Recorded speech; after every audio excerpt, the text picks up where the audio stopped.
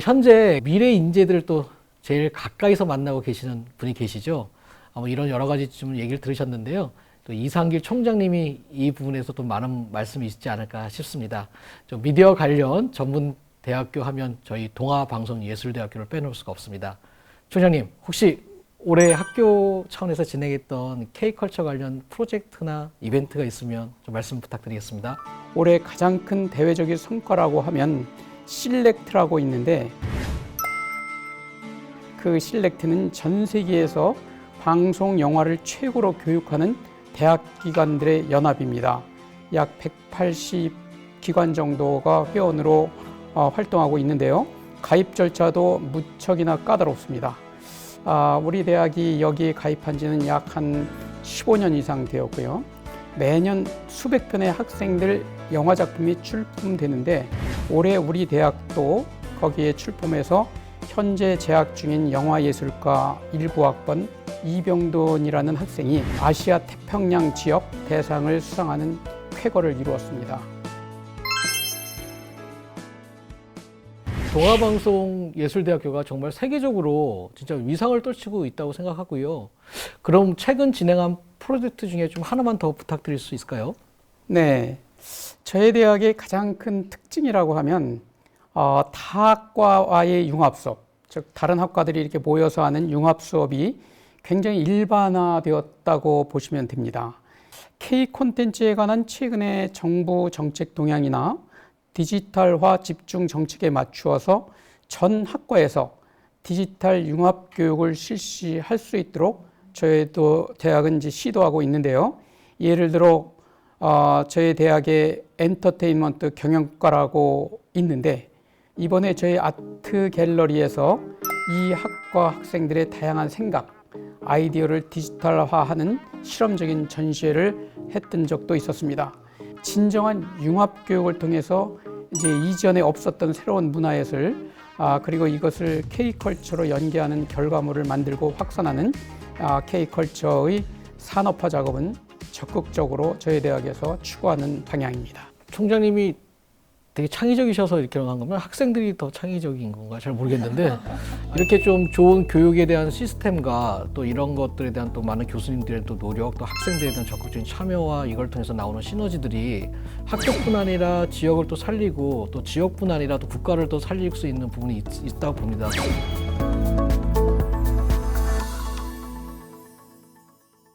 혹시 학교 차원에서 총장님 이런 미래 인력 양성을 위해 또 더 계획하신 부분들 좀 있으시면. 저희 대학이 K컬처 붐으로 인해서 외국인들이 우리나라의 여행뿐 아니라 공부를 위해 오는 유학생이 사실은 굉장히 급증하고 있습니다. 예를 들어서 핀란드 학생이 음향을 공부하러 우리 대학을 찾아와서 또 공부를 하는 그런 식도 있고요. 그리고 이제 동남아 지역, 특히 태국, 일본, 베트남 이런 아시아 지역에서 장단기로 우리 대학에 연수를 많이 옵니다.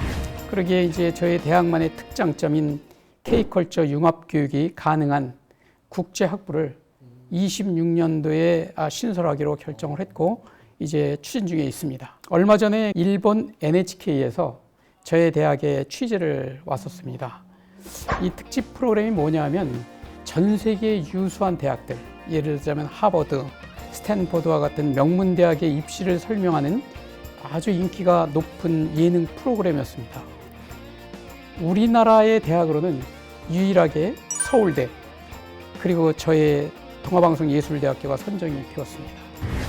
그래서 저희 대학 교수님과 심층 인터뷰를 가진 적이 있습니다.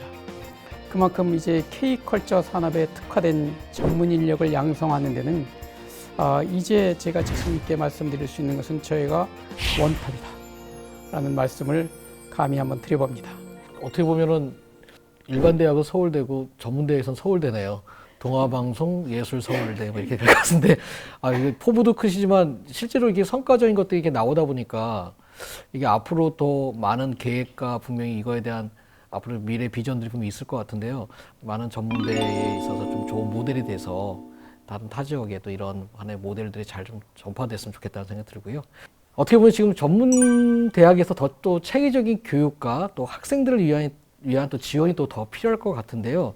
오병윤 소장님 그런 부분에서 좀 더 좀 추가적으로 말씀해 주시면 감사하겠습니다. 아까 제가 이제 인구댐 지역의 댐 역할을 말씀드렸는데 아무래도 이런 전문대학들이 좀 교육을 하기 위해서 필요한 지원 부분 아무래도 예산이겠죠. 그다음에 일부 지자체 같은 경우 조례를 지정해서 이런 인력 양성을 할 수 있도록 또 제정을 하고 있습니다. 그래서 아마 안성시는 제가 미처 보지 못했지만 이런 관련한 조례 제정이 돼 있는지 좀 검토가 좀 필요하고요. 저희 전문대학은 그 전문대학 하면 2년제라고들 많이 하시는데 저희 전문대학이 2년제, 3년제, 4년제가 있습니다. 그리고 최근에는 전문기술 석사까지 있어요. 네, 그래서 전문대학 하면 보통 4년제, 2년제 나누는 것이 아니고요. 그러니까 전문 직업을 양성하는 전문대학, 그다음 학문과 연구 중심하는 일반대학 이렇게 구분해 주셨으면 좋겠는데 다양한 그 단계별로 해서 할 수 있다. 그래서 이 K컬처 학과도 앞으로는 전문기술 석사까지 나오도록 해야 될 이런 필요가 좀 있는 것 같아요. 그래서 이런 관심 좀 가졌으면 좋겠고요.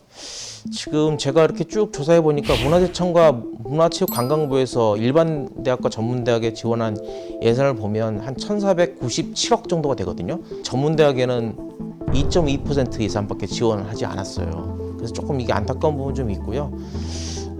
또 사업 건수로 보더라도 대부분 일반 대학과 어떤 사업들이 이루어지고 전문 대학에는 굉장히 미미한 54건, 일반 대학은 475건 이렇게 사업도 좀 확장이 됐으면 좋겠다. 건수를 보니까 관광 전문 인력 양성부터 학교 체육 활성화까지 해서 쭉 보면 대부분 전문 대학들이 한 4개 대학, 3개 대학 이 정도 막 지원 안 돼서 조금 안타까운 부분이 있습니다. 물론 지역도 여러 가지 연계 사업들이 좀 이뤘으면 좋겠다라는 생각을 좀 해보고요.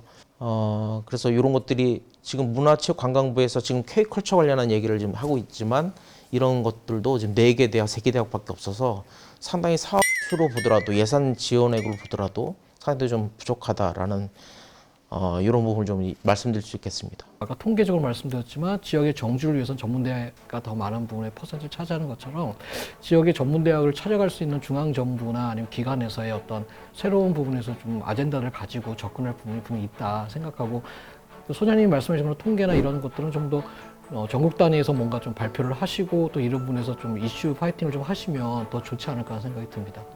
많은 공연 감사합니다. 이렇게 대학에서 예술 인력들이 좀 많이 나오면 또 더 다양한 정책이나 또 프로젝트가 더 발생할 수 있을 것 같아요.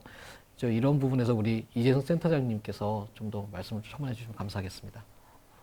아까 소장님이 이제 이런 문체부에서 대학 지원이 조금 이렇게 많은데 전문대학 쪽에서 좀 수혜가 적다라고 하는 이유는 아마 제가 보기에는 사실 문체부가 이런 쪽으로 관심을 가진 지가 그렇게 오래되지 않았습니다. 그래서 아마 좀 홍보가 덜 돼서 이게 좀 아무래도 대학에 계신 교수님들 그리고 또 이제 행정하시는 분들이 좀 일이 늘어나는 거잖아요. 그래서 이런 저희가 좀 홍보를 더 해야 될 것 같고 사실 예술계로 진출을 하시게 되면 뭐 한국문화예술위원회든 다른 기관에서 되게 촘촘하게 많은 지원을 해드립니다. 저희가 한 3년 전부터 이제 대학교에서 예술을 전공하는 분들에 대한 지원도 이제 시작을 했어요. 그래서 예술대학에서 꼭 예술뿐만 아니라 다른 인접 분야의 일을 경험할 수 있게 그래서 저희가 그 사업을 디자인했을 때 제일 중요하게 생각했던 원칙 2개는 저희가 지원을 해드리는 결과가 예비예술인들, 그러니까 재학생들이죠. 에게 최종 수혜자에게 꼭 최대한 많이 전달돼야 된다. 그리고 이게 사실 대학만 할 수 있는 일이 아니잖아요. 그래서 대학과 그 지역에 있는 극단이나 단체나 예술가, 지역에 있는 재단, 그래서 공연장, 그래서 저희가 컨소시엄을 또 요청을 드렸습니다. 그래서 다양한 주체들이 모여서 사업을 좀 디자인하시게끔 이렇게 했고요. 예술가분들의 창작 지원뿐만 아니라 예술 기획, 예술 경영, 예술 행정과 관련된 지원도 있고, 교육도 있고, 인건비 지원도 있고, 저희가 그런 부분들도 도와서 저희가 이제 많은 이제 지원 사업을 좀 다양한 이제 대학교에서 활용하실 수 있게 저희도 좀 신경을 쓰도록 하겠습니다. 오늘 센터장님이 여기 오신 이유가 있으셨네요. 여러 가지 이렇게 촘촘하게 또 이렇게 많은 일들 왜냐면 일반적으로 저희들도 그렇고 이렇게 문화예술위원회가 하는 구체적인 일들 잘 모르잖아요. 단지 지원에 대한 부분을 알지만 지금 말씀한 지원들이 촘촘하게 네트워킹부터 시작해서 다른 인접과까지 융합도 시켜드리고 다양한 정보들이 있고 그래서 오늘 저희가 이 프로그램들을 통해서 보시는 시청자분들도 그렇고 문화예술위원회 어떤 사업이나 이런 것들도 뭐 홈페이지를 이용하든 한번 더 보시면 저희가 모르고 받지 못하는 지원들도 분명히 있을 것 같아요. 그러면 학생들도 그렇고 이쪽 관련된 분들이 좀 보시면 많은 부분에 혜택도 많이 올 것 같아서 좀 잘 찾아보시면 좋을 것 같다는 생각이 듭니다.